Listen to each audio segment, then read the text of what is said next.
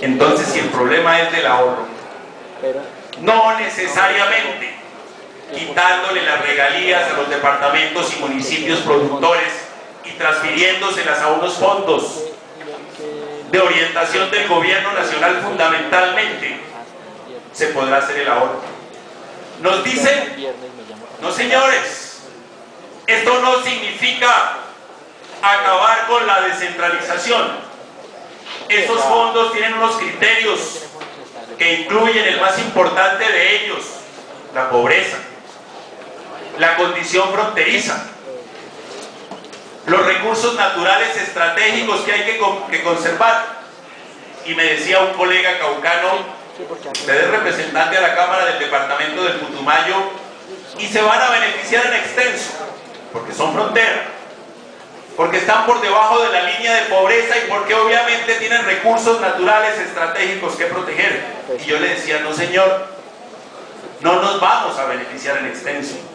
Yo no quiero ver nuevamente a los mandatarios seccionales como aquellos de la época de los 80 y de los 70, buscando al director del departamento administrativo de intendencias y comisarías para que les autorizara inversión, para que les consiguiera cita con los ministros, para que le permitiera un espacio en el presupuesto general de la nación que a su vez le facilitara a su entidad territorial cumplir con las expectativas de sus pobladores.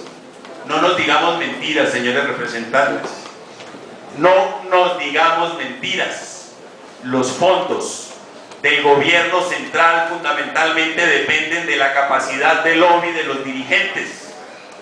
Y a nosotros quizás nos sobra capacidad, pero somos muy pocos. Y estoy hablando de los parlamentarios de la Orinoquía y de la Amazonía. En tanto que los de la costa Caribe, los del Valle del Cauca, los de Antioquia, además de capaces, son muchos. Y seguramente nos ganarán de mano porque allá también hay pobres. Porque allá también hay recursos naturales estratégicos que proteger. Y entonces la mayoría de los recursos de esos fondos se destinarán a los departamentos tradicionales de este país, a los que se industrializaron, a los que reciben recursos importantes por la vía de los impuestos territoriales, porque tienen gente, porque tienen industria, porque tienen otro tipo de rentas. No, aquí no nos podemos decir mentiras. El centralismo demostró durante 2 siglos que una parte de este país se desarrollara, pero que casi la mitad permaneciera en el olvido. Y esa es la región que nosotros representamos aquí, la que ha estado tradicional e históricamente en el olvido. Nos dicen también que las reglas de juego,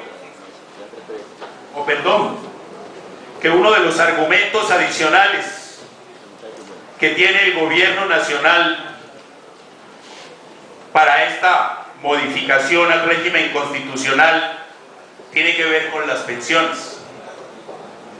Me pregunto yo, y les pregunto a ustedes, ¿acaso generacionalmente y políticamente somos nosotros responsables del régimen de prima media, que lo que hizo fue comprometer recursos que se decidieron en generaciones pasadas, pero que deberían beneficiar a generaciones actuales y a generaciones por venir? Y esa irresponsabilidad de decisión política que se tomó hace 30 o hace 40 años, la vamos a tener que pagar departamentos que históricamente hemos sido marginados del desarrollo.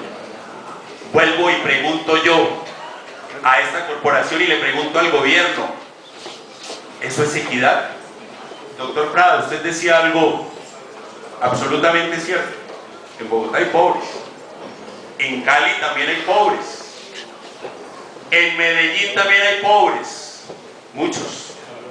Hay miseria, hay obligaciones del Estado para que estos pobres superen su condición. Pero le voy a decir algo que es absolutamente cierto: más vale atender a los pobres en el Putumayo, en Caquetá, en Casanare, en Arauca, en el Bichada, por una figura que lo hace más costoso, que se llama la población rural dispersa. Un pobre en Bogotá, por más pobre que esté, puede tener un colegio a 5 cuadras. Un pobre que hace parte de la población rural dispersa en el Putumayo, para poder llegar a un colegio, tiene que navegar hasta 5 horas. Y eso hace más costosa la obligación del Estado para superar los estadios de pobreza. Me preguntaba también, ¿por qué las regalías? ¿Por qué no otro instrumento para superar el déficit fiscal, que pareciera ser el argumento más razonable que mueve al gobierno central a tramitar esta iniciativa? Le escuché al ministro de Hacienda y lástima que el Ministerio Público lo haya obligado a irse. Si hubiésemos sabido antes, seguramente los buenos oficios de la bancada santanderiana habrían permitido que el doctor Alejandro Ordóñez le aplazara la cita al ministro de Hacienda y nos escuchara.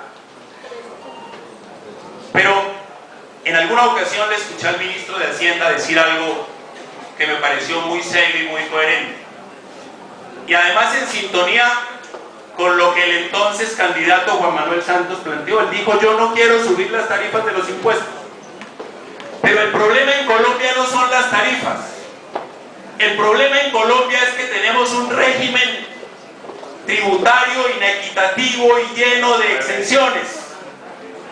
Hace 4 años, el expresidente Álvaro Uribe anunció una reforma tributaria, y cada que asistía a un foro gremial se comprometía con una nueva exención, tanto que el ministro Carrasquilla se sintió desautorizado y renunció a su cargo.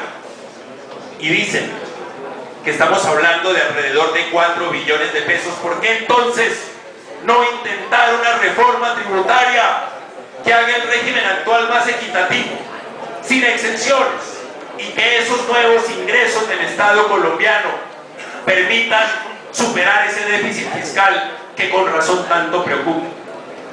Doctor Jaime Cuartas, yo lo admiré a usted como parlamentario, hizo una buena tarea,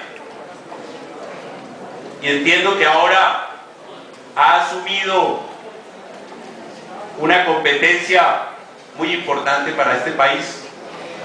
Cuando a uno le dicen: aspiramos a que las regalías en un 10% se destinen a proyectos de ciencia y tecnología, uno dice: por supuesto, este país está pensando por fin en dar un salto al desarrollo.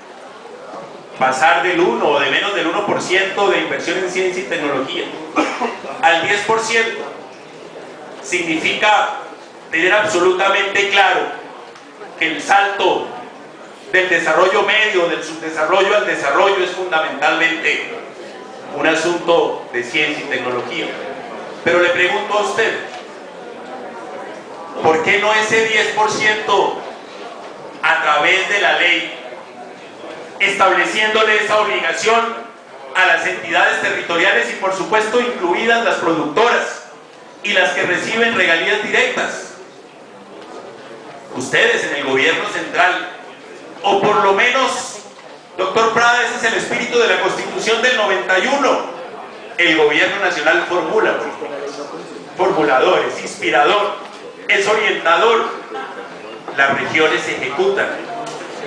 ¿Acaso consideramos incompetentes a los gobernadores y a los alcaldes para que mancomunadamente con ustedes puedan formular, orientar y ejecutar ellos políticas de ciencia y tecnología?